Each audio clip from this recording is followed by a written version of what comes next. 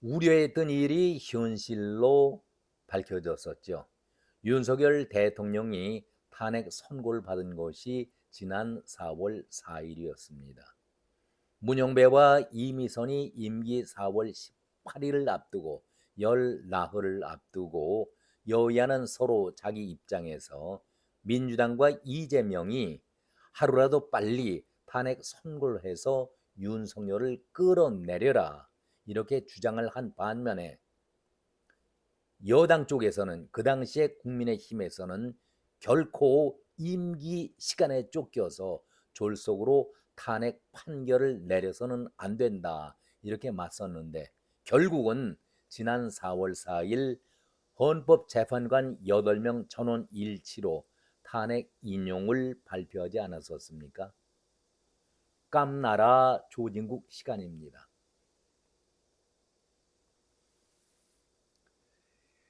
그런데 많은 헌법 전문가들, 법조인들은 탄핵 선고 전부터 한 가지 우려를 지속적으로 언급을 해왔었습니다. 헌재든 대법원이든 간에 재판은 정치 논리에 따를 것이 결코 아니다. 법관의 양심에 따라서 법 논리로만 따지고 판결을 해야 한다. 이런 말을 지속적으로 해왔었습니다. 이것이 법원의 하나의 금호처럼 알려진 그런 얘기 아니겠습니까? 이것이 법관들의 가장 기본적인 자세가 아니겠습니까? 오죽하면은 검사는 공소 기소로 말하고 판사는 판결로 말한다. 이렇게 얘기 들어오지 않습니까? 말이 필요한 것이 아니라 판결문으로 결정을 내리는 곳이 법관들인데 우리가 법원 중앙홀에 조각된 DK의 정의의 여신상을 다시 한번 떠올리면서 그 정의의 여신상을 인용해 보도록 하겠습니다. 정의의 여신상은 눈을 가린 조각도 있고 눈을 뜨고 앞을 바라보는 그런 여신상도 있습니다. 이것은 눈을 뜨건 눈을 감건 간에 감정에 치우치지 않고 올바로 정확하게 판단을 내리겠다라는 정의의 여신상의 눈매 아니겠습니까? 감정에 치우치지 않고 편견이 없이 바로 보라, 바로 보고 정직한 판단을 내리라 한 뜻으로 눈을 조각을 했습니다. 그리고 손에 칼을 들고 있는 것은 아주 엄격한 재단을 통해서 법 논리를 통해 가지고 법을 적용을 해라. 그래서 칼을 들고 있는 것입니다. 또 다른 손에는 평형저울이 있죠. 공평저울이라고도 합니다마는 손에 들고 있는 공평저울 좌우로 치우치지 않고 어느 한쪽으로도 치우치지 말고 법으로만 판단을 해라. 이것이 상징적인 정의의 여신상 아니겠습니까? 그렇다면은 법법을 입은 법관들은 평생에 이런 기준을 따라서 지키겠노라 이렇게 법원 선설하면서 법복을 입지 않았겠습니까? 그러기 때문에 우리 국민들 모두가 판사를 존경하고 그들의 판결이 조금 미흡하다 할지라도 존중을 해왔었습니다. 그런데 윤석열의 재판은 상황이 좀 다릅니다.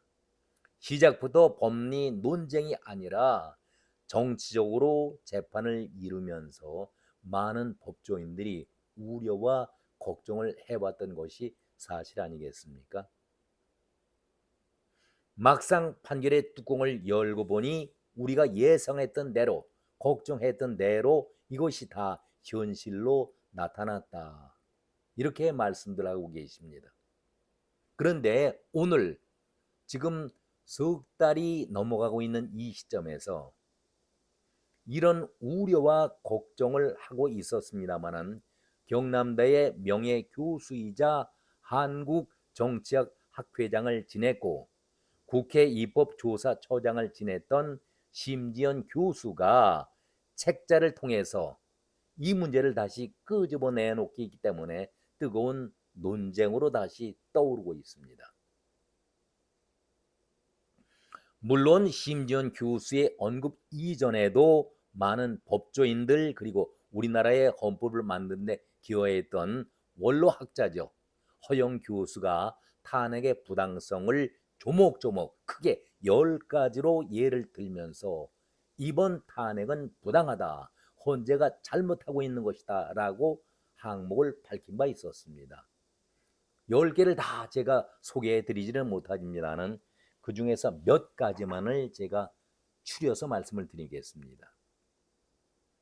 답변서의 제출은 기일을 정해서 해야 하는데 그대로 일방적으로 헌재가 밀어붙였다. 헌법재판소법과 형사소송법에 따르면 피소추인 변호인은 7일간의 답변 기일을 보장받아야 하는데 헌재는 이를 무시하면서 즉시 수신 간주로 처리하면서 공판 기일을 일방적으로 지정을 했다. 그 첫 번째입니다. 두 번째는 변론 기일 일방적으로 지정 문제입니다. 변론 기일도 피소추인 변호인단과 협의 아래에 정해야 함에도 일방적으로 결정을 했다. 수사서류 송부 촉탁 수용 문제입니다.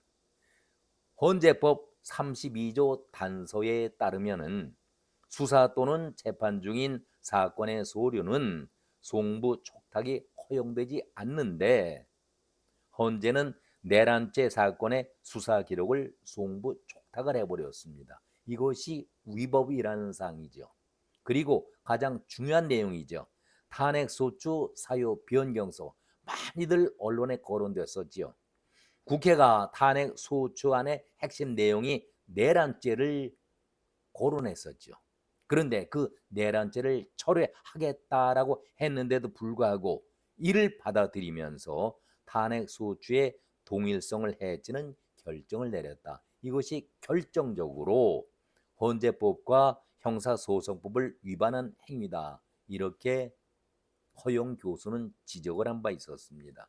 그리고 10가지 가운데서도 정인신문 참여권 박탈 문제, 5차 변론 때부터 피소추인에게 보장된 정인신문 참여권이 박탈되었다. 이것은 방어권을 침해하는 위법 행위다. 이렇게 강하게 문제 제기를 했는데도 불구하고 헌재가 보였던 태도는 무엇이었습니까?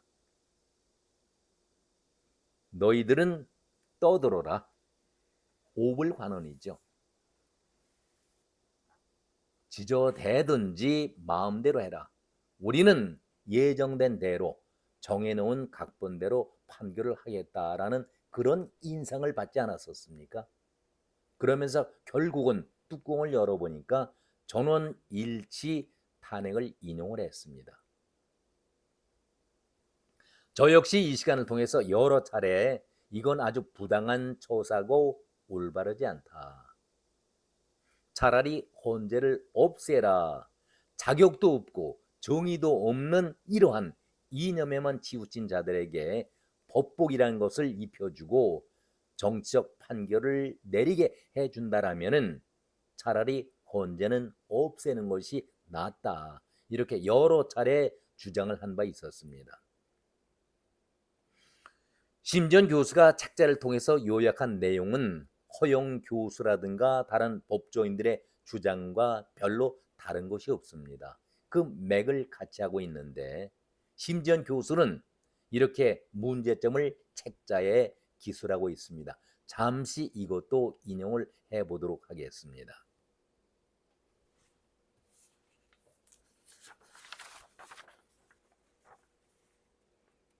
선거 후에 문영배는 시간이 조금 늦어지더라도 소수 의견도 중요시 여기면서 전원 일치 판결이 중요하다.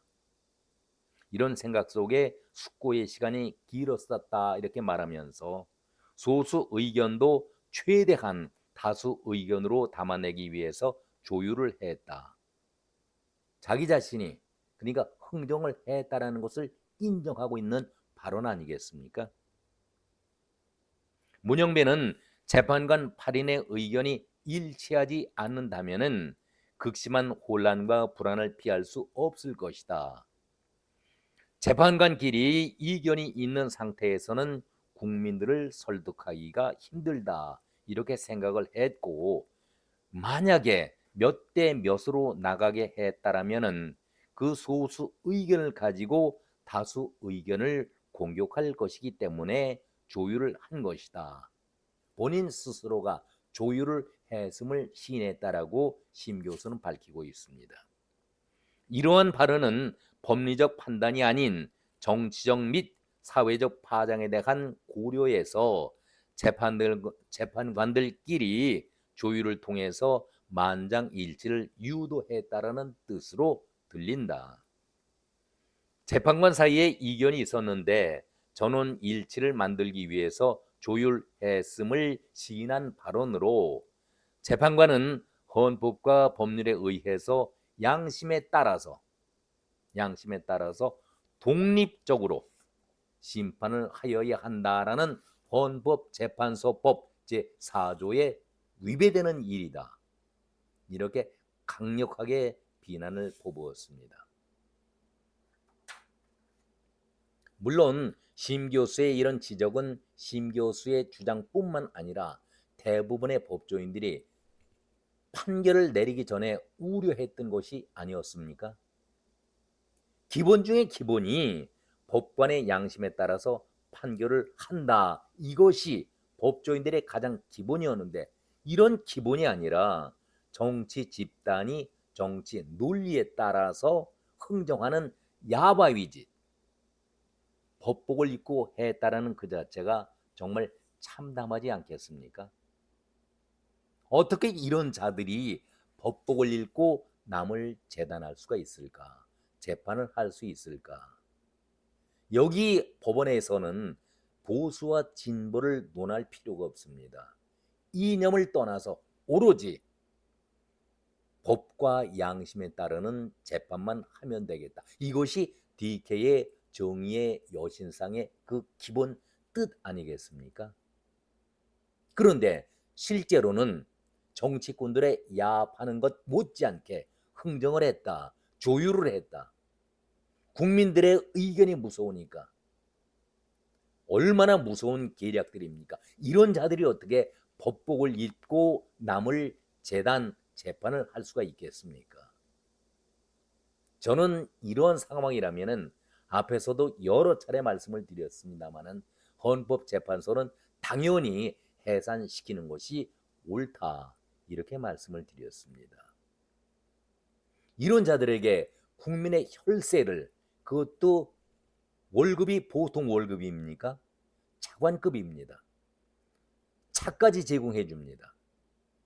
공직자의 차관급 예우를 해준다. 나라를 망치는 데에 앞장서고 있는 이런 몰입애들에게 이런 대우를 국가에서 해준다. 더 이상 필요하지 않은 그런 존재들 아니겠습니까? 다시 한번 말씀드립니다마는 저는 윤석열 전 대통령을 감싸려는 생각은 추호에도 없습니다. 만약에 잘못했다라고 한다면은 벌을 받는 것은 누구나가 다 하는 얘기 아니겠습니까? 대통령도 법 앞에서는 평등하고 예외가 아니다. 다 인정합니다. 그러나 그것이 아니라 헌재의 재판 과정이 정말 정당했고 타당했었는가를 묻고 있는 겁니다. 올바르게 법관들이 양심에 따라서 판결을 했다라면 무엇이 문제가 되겠습니까? 그런데 정치적인 타협이나 흥정을 문영배가 스스로 인정했듯이 이렇게 흥정을 하게 된다면 올바른 판결이 나올 수 있는 것입니까? 힘의 논리로 판결을 했다라는 것을 자백하고 있는 것 아니겠습니까? 이 문제, 잘못된 것을 지적하고 있는 것입니다. 정말 이 나라가 어디로 가고 있는지 걱정이 앞섭니다. 오늘은 8월 첫날입니다. 이제 다음 주에는 입추 그리고 말복도 지나게 되면은 선선한 바람이 불겠는데 우리 정치가 정말 깨끗해졌으면 좋겠습니다. 우리 사법부가 깨끗해졌으면 좋겠습니다. 우리 모두의 바람 아니겠습니까? 오늘은 여기까지 말씀을 드렸습니다. 고맙습니다.